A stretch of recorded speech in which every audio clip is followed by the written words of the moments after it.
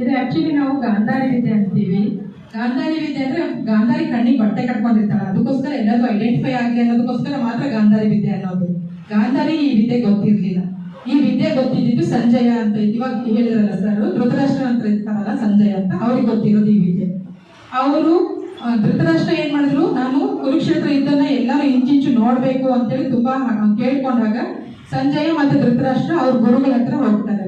ಹೋಗ್ಬಿಟ್ಟು ಈ ತರ ನಾವು ನೋಡ್ಲೇಬೇಕು, ನಾನು ಏನ್ ಮಾಡ್ಬೇಕು ಅಂದ್ರೆ ಅವಾಗ ಅವ್ರು ಹೇಳ್ತಾರೆ, ಇಲ್ಲಪ್ಪ ನಿನಗೆ ಕಣ್ಣಿಲ್ಲ, ನಿನಗೆ ಇದು ನೋಡಕ್ ಆಗಲ್ಲ, ನಾನು ಸಂಜಯನಿಗೆ ಈ ವಿದ್ಯೆ ದಾರ ಎರಿತೀನಿ, ಸಂಜಯ್ ನಿನಗೆ ಪ್ರತಿಯೊಂದನ್ನು ಎಕ್ಸ್ಪ್ಲೇನ್ ಮಾಡ್ತಾನೆ ಅಂತ ಹೇಳ್ತಾರೆ.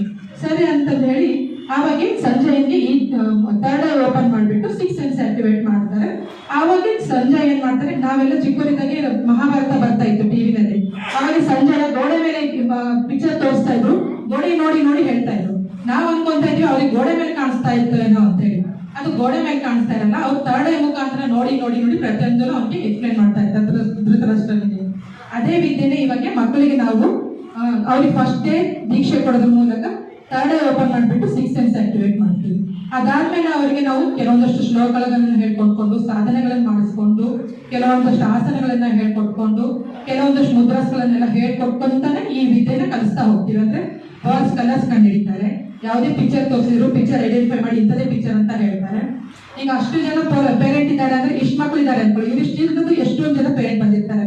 ಒಬ್ಬ ಪೇರೆಂಟ್ ಬಂದು ಮುಂದೆ ನಿಂತ್ಕೊಂಡ್ರು ನಮ್ಮ ಪೇರೆಂಟ್ ಅಂತ ಅವ್ರು ಐಡೆಂಟಿಫೈ ಮಾಡ್ತಾರೆ.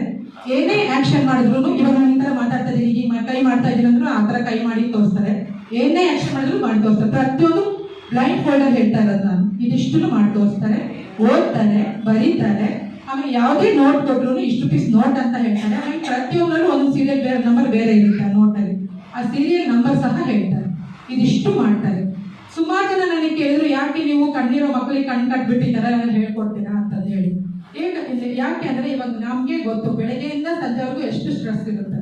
ಏನಾದ್ರೂ ಸ್ಟ್ರೆಸ್ ರಿಲೀಫ್ ಆಗ್ಬೇಕಂದ್ರೆ ಏನ್ ಮಾಡ್ಬೇಕು ಅಂದ್ರೆ 10 ನಿಮಿಷ ಕೂತ್ಕೊಂಡು ಧ್ಯಾನ ಮಾಡಿ ಅಂತ ಹೇಳ್ತೀವಿ. ಅವಾಗ 10 ನಿಮಿಷ ಧ್ಯಾನ ಮಾಡಿದ್ರೆ ನಮ್ಗೆ ಎಷ್ಟು ಮೈಂಡ್ ರಿಲ್ಯಾಕ್ಸ್ ಆಗುತ್ತೆ. ಅದೇ ಚಿಕ್ಕ ಮಕ್ಕಳಿಗೆ ಆ ತರ ಧ್ಯಾನ ಮಾಡಿದ್ರೆ 1 ಸೆಕೆಂಡ್ ಕೂತ್ಕೊಳ್ಳೋದು. ಅವ್ರಿಗೆ ಏನ್ ಮಾಡ್ತೀವಿ, ಈ ತರ ಕಣ್ಣಿಗೆ ಬಟ್ಟೆ ಕಟ್ಬಿಟ್ಟು ಡೈಲಿ ಹೇಳ್ಕೊಡೋದ್ರಿಂದ, ಆಮೇಲೆ ಹೇಳ್ಕೊಟ್ಮೇಲೆ ಲಾಸ್ಟ್ ಡೇ ಪೇರೆಂಟ್ ಕರ್ಸ್ಬಿಟ್ಟು ಅವ್ರ ಮಗು ಏನೇನ್ ಕಲ್ತಿದೆ ಅಂತ ಪ್ರತಿಯೊಂದು ಡೆಮೋ ಅವ್ರ ಮುಂದೆನೆ ಮಾಡಿ ತೋರಿಸ್ತೀವಿ ನಾವು. ಅವ್ರು ಇಷ್ಟು ದಿನ ನಾನೆಲ್ಲ ಬಾಲ್ಸ್ ಪಿಕ್ಚರ್ಸ್ ಎಲ್ಲ ನಾನು ತೋರಿಸಿರ್ತೀನಿ, ಅವತ್ತು ದಿನ ನಾನು ಸುಮ್ಮನೆ ಕೂತ್ಕೊಂಡಿರ್ತೀನಿ, ಅವ್ರ ಪೇರೆಂಟ್ ಬಂದು ಬಾಲ್ಸ್ ಕೊಡ್ತಾರೆ, ಅವ್ರ ಪೇರೆಂಟ್ ಬಂದು ಪಿಕ್ಚರ್ಸ್ ತೋರಿಸ್ತಾರೆ, ಪ್ರತಿಯೊಂದು ಅವರೇ ಮಾಡ್ತಿರ್ತಾರೆ, ಆ ಮಕ್ಕಳು ಮಾಡಿ ತೋರಿಸ್ತಾರೆ. ಅಷ್ಟೆಲ್ಲ ಮಾಡಿ ತೋರಿಸ್ತೀವಿ. ಆಮೇಲೆ ಯಾಕೆ ಈ ತರ ಕಟ್ಟಿ ಹೇಳ್ಕೊಡ್ತೀವಿ ಅಂದ್ರೆ, ಡೈಲಿ 10 ನಿಮಿಷ ಈ ತರ ಕುತ್ಕೊಂಡು ಪ್ರಾಕ್ಟೀಸ್ ಮಾಡೋದ್ರಿಂದ ಮಕ್ಕಳಿಗೆ ಕಾನ್ಸಂಟ್ರೇಷನ್ ಬಿಲ್ಡ್ ಆಗುತ್ತೆ, ಮೆಮೊರಿ ಪವರ್ ಹೈಕ್ ಆಗುತ್ತೆ. ಆಮೇಲೆ ಎಷ್ಟೋ ಜನ ಮಕ್ಕಳು ಕುತ್ಕೊಂಡು ಓದು ಅಂದ್ರೆ ಸತ್ತು ಏನಾದ್ರೂ ಮಾಡ್ತಿರ್ತಾರೆ, ಇಂಥದ್ದೇನಾದ್ರು ಆಕ್ಟಿವಿಟೀಸ್ ಮಾಡ್ತಿರ್ತಾರೆ. ಇದನ್ನ ಮಾಡ್ತಾ ಮಾಡ್ತಾ ಅವ್ರಿಗೆ ಏನಾಗುತ್ತೆ, ಕಾನ್ಸಂಟ್ರೇಷನ್ ತುಂಬಾ ಚೆನ್ನಾಗಿ ಬಿಲ್ಡ್ ಆಗ್ಬಿಟ್ಟು ಅವರು 30-40% ತಗೊಂತಾ ಇರೋರು ಬರ್ತಾ ಬರ್ತಾ ಏನ್ ಮಾಡ್ತಾರೆ 60%, 70% ಹೀಗೆ ಹೈಕ್ ಆಗ್ತಾ 90% ತಗೊಂಡಿದ್ದ ಮಕ್ಕಳು ಇದ್ದಾರೆ. ಎಷ್ಟೋ ಜನ ಪೇರೆಂಟ್ ಇವಾಗ ನನ್ನ ಹತ್ರ ಕಲ್ತೋಗಿರೋ ಮಕ್ಕಳು ಪೇರೆಂಟ್ ಬಂದು ಖುದ್ದಾಗಿ ಹೇಳಿದ್ದಾರೆ, 15 ದಿನದಲ್ಲೇ ಇಷ್ಟು ಮಕ್ಕಳಲ್ಲಿ ನಾವು ಚೇಂಜಸ್ ಕಂಡಿದೀವಿ ಅಂದ್ರೆ ಮೇಡಮ್, ಇಷ್ಟು ವರ್ಷದಲ್ಲಿ ಕಾಣದೇ ಇರೋ ಚೇಂಜಸ್ ಎಲ್ಲ ನಾವು 15 ದಿನದಲ್ಲ 1 ವಾರದಲ್ಲೇ ಕಂಡಿದೀವಿ ಅಂತ ಹೇಳ್ತಾರೆ. ಈ ತರ ಬಂದು ಹೇಳಿದಾಗ ನಮಗೂ ಏನೋ ಒಂದು ಖುಷಿ ಆಗುತ್ತೆ ಜೀವನದೊಳಗೆ. ಮಕ್ಕಳಿಗೆ ನಾವು ಏನೋ ಒಂದು, ಈಗಿನ ಮಕ್ಕಳು ಅಂತ ನಿಮಗೆ ಗೊತ್ತು, ಮೊಬೈಲು, ಟಿವಿ, ಅದು ಇದು ಬರೇ ಡಿಸ್ಟ್ರಾಕ್ಷನ್ಸ್. ಎಷ್ಟು ಜನ ಪೇರೆಂಟ್ ಹೇಳಿದಾರೆ ಅಂದ್ರೆ, ಈಗ ಮೊಬೈಲೇ ನೋಡಲ್ಲ ನಮ್ಮ ಮಗು, ಟಿವಿ ನೋಡಲ್ಲ, ಹೇಳಿದ ಮಾತು ಕೇಳ್ತಾರೆ, ಮನೆಗೆ ಸಣ್ಣ ಪುಟ್ಟ ಕೆಲಸ ಅವರೇ ಮಾಡ್ಕೊಂತಾರೆ, ಆಮೇಲೆ ಒಬ್ರಿಗೊಬ್ರು ಫೈಟ್ ಮಾಡಲ್ಲ. ಈಗ ಬಂದಿದ್ದಾರೆ ನಮ್ಮ ಮಕ್ಕಳು ಈ ರೆಮ ಕೊಡೋದಕ್ಕೆ, ಅವ್ರ ಪೇರೆಂಟೇ ಖುದ್ದಾಗಿ ನನಗೆ ಬಂದು ಹೇಳಿದ್ದು, 2 ಗಂಡು ಮಕ್ಕಳು ಒಬ್ರಿಗೊಬ್ರು ತುಂಬಾ ಫೈಟ್ ಮಾಡ್ಕೊಂತ ಇದ್ರಂತೆ. ಒಂದು ವಿತಿನ್ 10 days ಅಲ್ಲೇನೆ ಆ ತರ ಫೈಟ್ ಮಾಡೋದೆಲ್ಲ ಬಿಟ್ಬಿಟ್ಟು ತುಂಬಾ ಚೆನ್ನಾಗಿ ತುಂಬಾ ಅನ್ವಯವಾಗಿದ್ದಾರೆ ಅಂತ ಹೇಳ್ಬಿಟ್ಟು ಖುಷಿಯಿಂದ ಹೇಳಿದ್ರು. ಇಷ್ಟೆಲ್ಲ ಕೇಳ್ಬೇಕಂದ್ರೆ ನಮ್ಗೆ ಎಷ್ಟು ಖುಷಿ ಆಗುತ್ತಲ್ವಾ.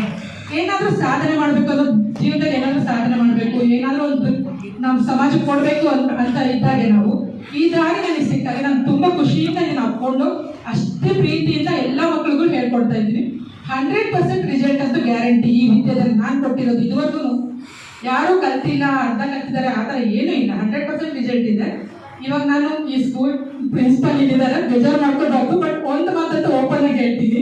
ಸ್ಕೂಲಲ್ಲಿ ಹೋದಾಗ ಏನಂತಾರೆ, ನಿಮ್ಮ ಮಗುಗೆ ಕಾನ್ಸಂಟ್ರೇಷನ್ ಇಲ್ಲ, ನಿಮ್ಮ ಮಗು ಓದಲ್ಲ, ನಿಮ್ಮ ಮಗು ಹಂಗೆ ಹೀಗೆ ಲಕ್ಷಾಂತರ ರೂಪಾಯಿ ಫೀಸ್ ಕಟ್ಟಿದ್ರು ಕೊನೆಗೆ ಬರೋದು ಇದೊಂದೇ. ನಮಗೆ ಕೇಳ್ತೀವಿ, ವಾಪಸ್ ಸೀದಾ ಮನೆಗೆ ಬರ್ತೀವಿ. ನಾವು ಏನ್ ಮಾಡೋದಪ್ಪ, ಟ್ಯೂಷನಿಗೆ ಹಾಕ್ತೀವಿ, ಟ್ಯೂಷನಲ್ಲೂ ಅದೇನೆ. ಇಷ್ಟೆಲ್ಲ ಮಾಡಿದ್ರು ಇನ್ನೇನ್ ಮಾಡಕ್ ಸಾಧ್ಯ ಅಂತಂದು ಹೇಳಿ ಒದ್ದಾಡ್ತಾ ಇರ್ತಾರೆ ಪೇರೆಂಟ್. ಅವ್ರು ಕರ್ಕೊಂಡು ಬಂದ್ಬಿಟ್ಟು ಈ ವಿದ್ಯೆ ಕಲಿಸಿದ್ರೆ ಬರೀ 15 ದಿನದಲ್ಲೇನೆ ಈ ವಿದ್ಯೆ ಕಲಿತ ಮಕ್ಕಳು ಅಷ್ಟು ಪಾಪ ಮಾಡಿ ತೋರಿಸ್ತಾರೆ. ಅದಾದ್ಮೇಲೆ ಪೇರೆಂಟ್ಗಳೇ ಬಂದು ನನಗೆ ಇಷ್ಟೆಲ್ಲ ಒಪಿನಿಯನ್ ಹೇಳಿದಾರೆ ಅಂತ ಹೇಳಿದೀನಿ. ಇಷ್ಟೆಲ್ಲ ಚೇಂಜಸ್ ಆಗುತ್ತೆ. ಇಷ್ಟು ಚೆನ್ನಾಗಿರೋ ವಿದ್ಯೆನ ಇವಾಗ ನಾನು ಮಕ್ಕಳ ಮುಖಾಂತರ ನಿಮ್ಗೆಲ್ಲ ಮಾಡಿಸಿ ತೋರಿಸ್ತೀನಿ. ನೀವೆಲ್ಲ ಕೂತ್ಕೊಂಡು ನೋಡಿ. ಧನ್ಯವಾದಗಳು.